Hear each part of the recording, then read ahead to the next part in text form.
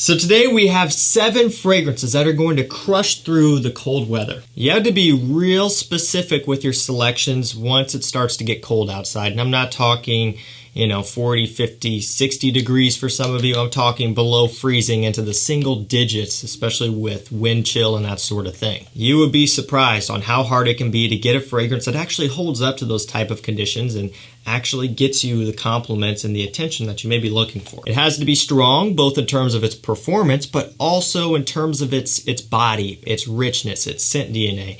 It has to be able to punch through the air. It's got to have some sort of spiciness, some sort of richness, something along those lines. Went through my entire collection and picked out 7 fragrances here, all designers, all affordable, nice little mix of different things in here depending on what you're into. So I will put links to all of these down below if you don't want to watch the video, which I know a lot of you don't. Just hit those links. First up on the affordable side, F Black Pour Homme by Ferragamo. Lavender and black pepper are really the 2 key notes that you need to know here. Very spicy, very masculine, very confident, and very strong. I've been a fan of this fragrance for a long time.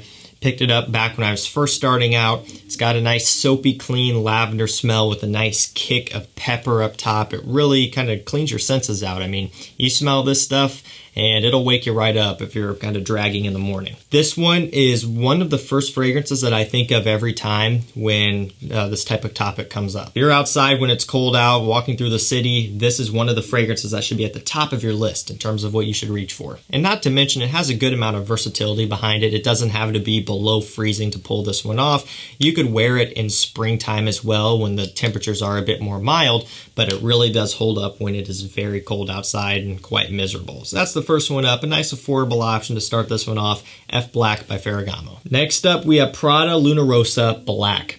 So this has tonka bean and amber, I believe some sort of like angelica or something, but you don't really need to know about that. Just don't worry about that. All you need to know is the tonka bean and the amber. It is a powdery, smooth fragrance, not your traditional men's scent.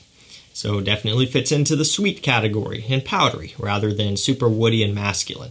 Kind of a quite opposite to F Black Pour Homme in a sense of this one being very smooth and sweet and F Black being much more masculine and rugged. But what I like about this one is it does have some power behind it. It really does pack a punch, even though it lacks a spiciness. What it makes up for is the amount of sweetness and depth and powderiness that it has. And that also really helps this one to cut through the cold weather. And what I also like about this Prada is, well, it's a Prada fragrance. They make some amazing scents for men that all kind of share one thing in common, and that is they smell relatively high-end, even though they aren't a ton of money. They're still a designer scent. They are an upper-tier designer fragrance, but still, you're not breaking the bank or paying niche prices for something like this. It's a fragrance that will have you smelling refined and mature and has kind of a sexy, compliment factor vibe about it as well. Really, really nice stuff. I've always been a big fan of Prada Rossa Black. Next up, we have Boss the Scent Private Accord. This one has coffee, cacao, and vanilla as some of the main notes. Big fan of this stuff. Really like it. From Hugo Boss, maybe not something you would initially expect, being that this one is much more unique than a lot of their other offerings. Depending on which line you go to from the brand, you may get some stuff that's a bit more boring, not as challenging, that sort of thing. They have quite a bit of that, and I guess to some extent most designer brands do. But with this line here, it really does have a little bit of a unique twist about it. Something that will pique your interest if you've smelled a number of different things, and it takes a bit more nowadays for you to get excited about a scent, right? After you've smelled so many different things, it starts to kind of wear off, and you look for something more unique. And that's what this one brings to the table. Not niche quality, not a niche scent. I'm not saying that it is, but compared to a lot of other fragrances from this brand and from other designers in general, this one really stands out. Even though it does have a unique kind of aspect about it, it still has that mass appeal thing going on. It is still a designer fragrance after all. So it's one that you don't have to worry about smelling off-putting and putting people off and getting negative reactions. I would say overall, you're going to have some very positive interactions when you're wearing this one. And not to mention, it does have a good amount of power behind it. It'll cut through the cold air like no problem. Next up, we have Dunhill Icon Elite. Sandalwood, cardamom, and ebony wood are some of the main notes. There's a few more in here as well, some like Gaiac wood, I believe, some other woody notes of vetiver, that sort of thing. Essentially, it's a very woody fragrance, very woods heavy here.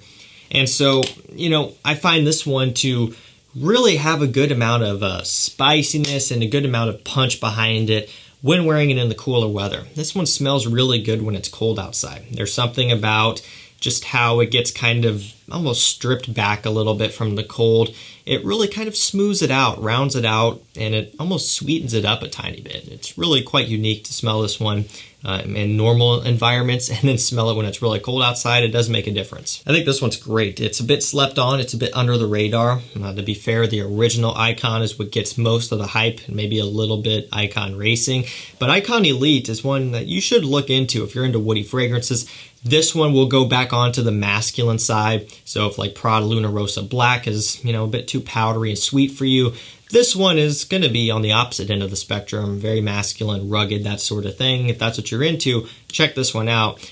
The bottle on this thing is so hefty. It's got some real weight to it. The cap clicks into place, very nice. That's satisfying. So when you pick up the bottle, you have a feeling that's going to be powerful. And when you spray it on and wear it out when it's cold outside, it lives up to that. Next up, a fragrance that I've been coming around to enjoying a bit more here recently is I've kind of gone back to it and given it another chance, giving it some more testings, that sort of thing. This one's Spicebomb Infrared. Cinnamon, red fruits, and tobacco are a few of the key players here. So of course I could have put Spicebomb Extreme or Spicebomb EDT, and that kind of puts me in a middle ground because people are going to be commenting on this video asking where those are.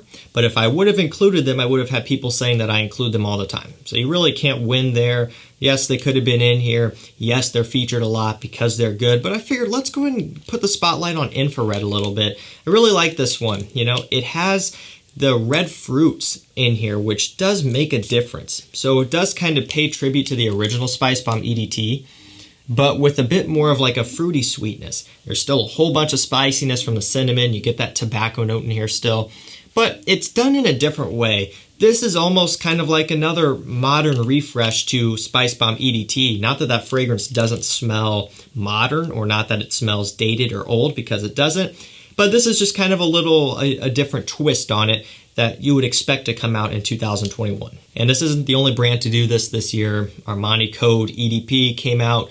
That's a modern refresh of the original. You get the idea here. This year, we kind of had a mix of that type of thing going on and a whole bunch of parfums and stuff being released. And all around, it was a nice little mix this year of new stuff. I think this one kind of got shoved under the rug pretty quickly.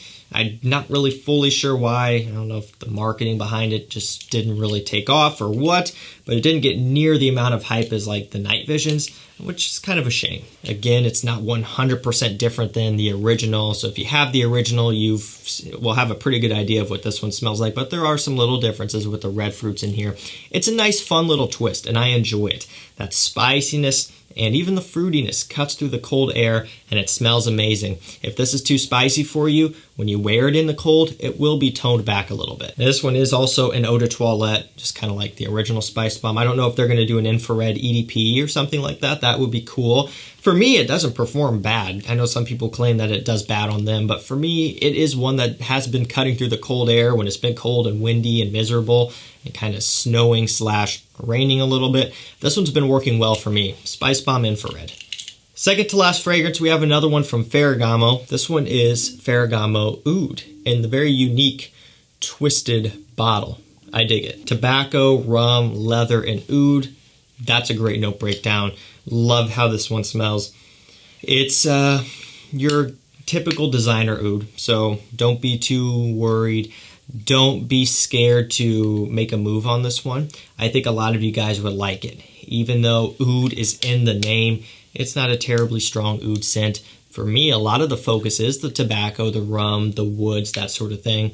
And not woods from the oud, but just like cedar wood, your typical woods in a men's fragrance, that sort of thing, with a bit of oud sprinkled in. That's kind of how it comes across to me. It's very masculine, very rugged, boozy, leathery, sexy, kind of seductive. Another one that's on the much more masculine end of things for guys who want that.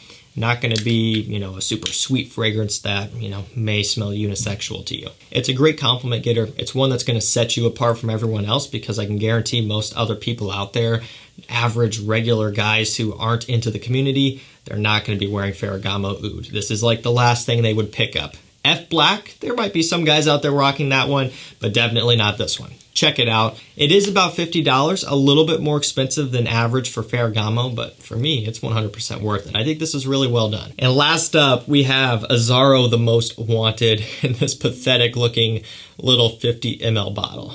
Isn't that funny? Toffee, amberwood, and cardamom are the 3 notes that they give you here, and I'll give it to them. That's really all you need to know about. It's a little bit gourmand from the toffee. It kind of gives off this edible smell, hence gourmand, just for people who are unaware. If you're new to fragrances and you don't know what the big fancy word of gourmand means, it means it kind of smells like something that you could eat, a little bit of a dessert type of smell. It has that going on. The amberwood gives off a little bit of a sweet sparkle. The cardamom gives off a bit of a spiciness. It's kind of just what you get out of this one here. So this definitely trends in the direction of most every other new release, being that it is sweet. So again, it's not going to be for every single guy. You know, if you're not into the sweet stuff, pass on this one, or at least sample it first. But, I mean, it's safe to say that this is the direction that men's fragrances are going for now. It's kind of the next trend.